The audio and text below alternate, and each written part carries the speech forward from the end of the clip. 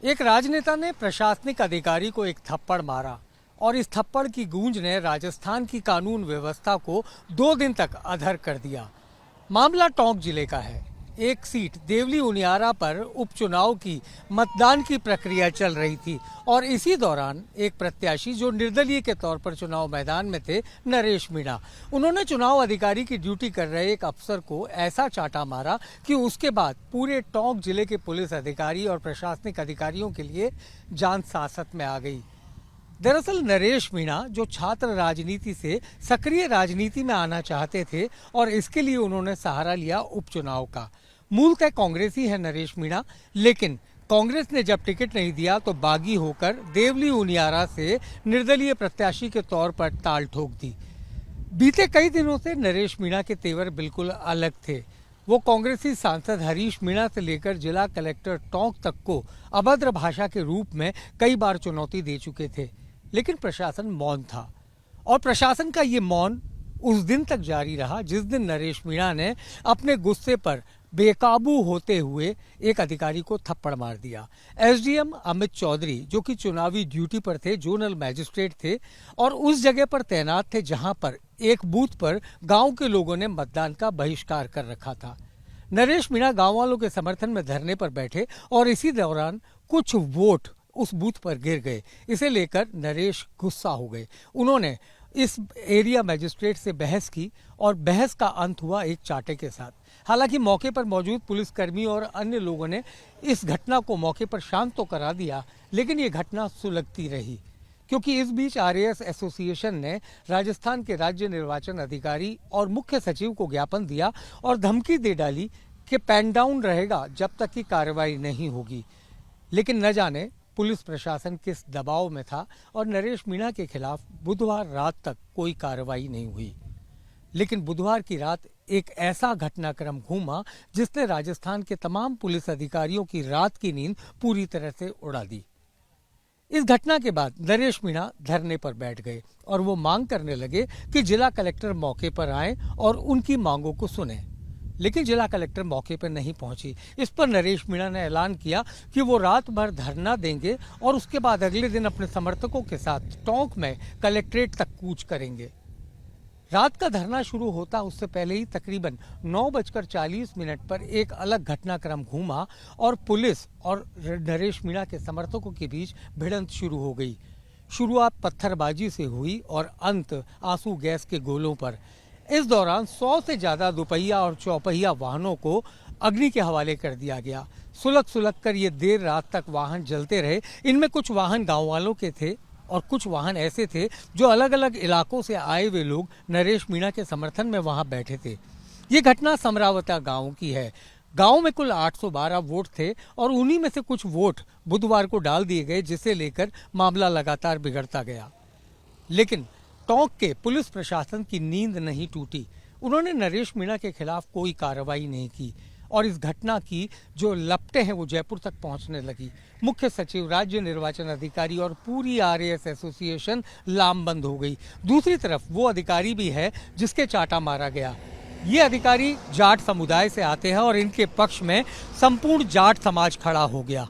मामला जातिवादी लड़ाई तक पहुंचता उससे पहले ही पुलिस ने इस पूरे धरने को खत्म करने के लिए ताबड़तोड़ लाठियां बरसाई और इसी दौरान कुछ लोग जख्मी हुए। जवाब दूसरी तरफ से भी आया। पत्थरों से लगभग 1 दर्जन पुलिसकर्मी भी घायल हुए। उसके बाद पुलिस ने कोशिश की नरेश मीणा को पकड़ने की, लेकिन वहां नरेश मीणा वो पूरे के पूरे पुलिस के घेरे को तोड़कर पुलिस की आंखों में धूल झोंककर मौके से चला गया। पुलिस हाथ मलती रह गई और उन्हें पता ही नहीं चला कि नरेश आखिर है कहां। ये घटना रात को देर रात तक सुलगती रही। नरेश मीणा फरार हो गया और गांव में पुलिस घुस नहीं पाई।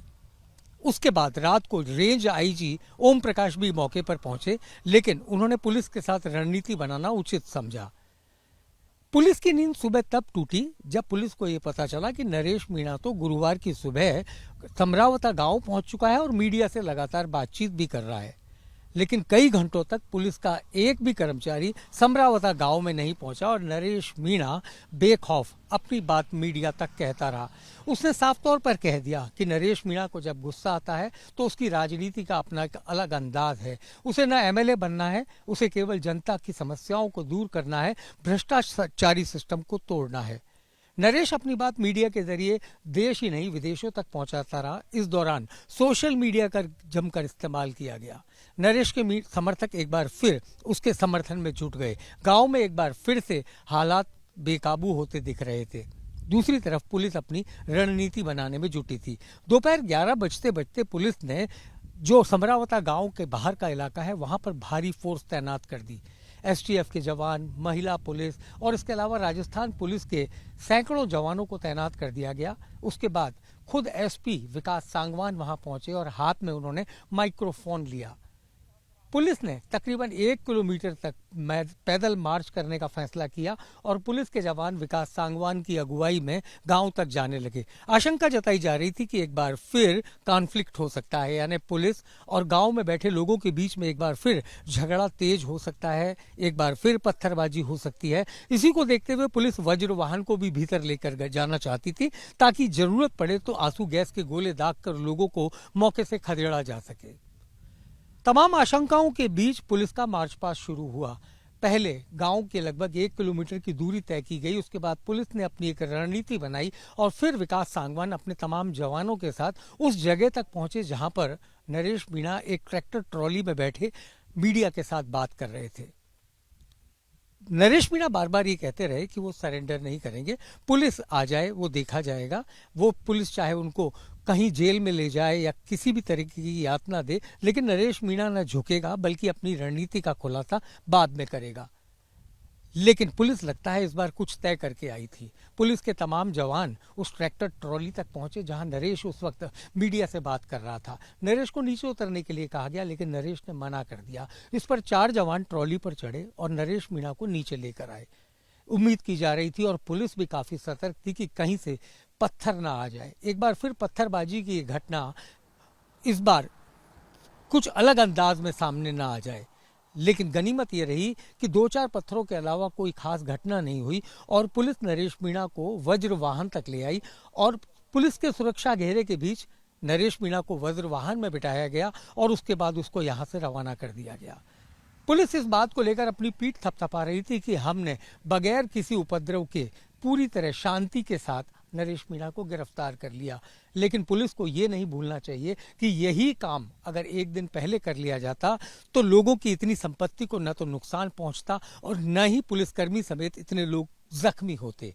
खैर, नरेश मीणा की गिरफ्तारी हुई, पुलिस ने राहत की सांस ली। उसके बाद जब सामने आया नरेश मीणा का एक वो चिट्ठा जिसमें उसके खिलाफ कई पहले से केस दर्ज है। इस बीच देर रात नरेश मीणा के खिलाफ नगर फोर्ट थाने में भी 4 नए मुकदमे दर्ज कर लिए गए थे और पुलिस अब इन्हीं मुकदमों के तहत नरेश मीणा के खिलाफ कानूनी कार्रवाई की तैयारी में है। लेकिन नरेश मीणा की गिरफ्तारी की प्रतिक्रिया भी हुई। यही वो सड़क है जहां सबसे पहले नरेश मीणा की गिरफ्तारी को लेकर प्रतिक्रिया देखने को मिली। इसके अवशेष अभी भी यहाँ बाकी हैं। गुस्साए युवकों ने इस सड़क को रोक लिया, सड़क पर टायर जलाए गए और पुलिस के जाब्ते को भागकर यहां तक पहुंचना पड़ा और आंसू गैस के गोले दागे गए और खदेड़ने के लिए अपना बल प्रयोग करना पड़ा। खैर, ये रास्ता तो खुल गया, लेकिन उसके बावजूद ये आशंका अब भी बनी हुई है कि कहीं ना कहीं छिटपुट घटनाएं एक बार फिर किसी भी प्रकार के उपद्रव का रूप न ले लें।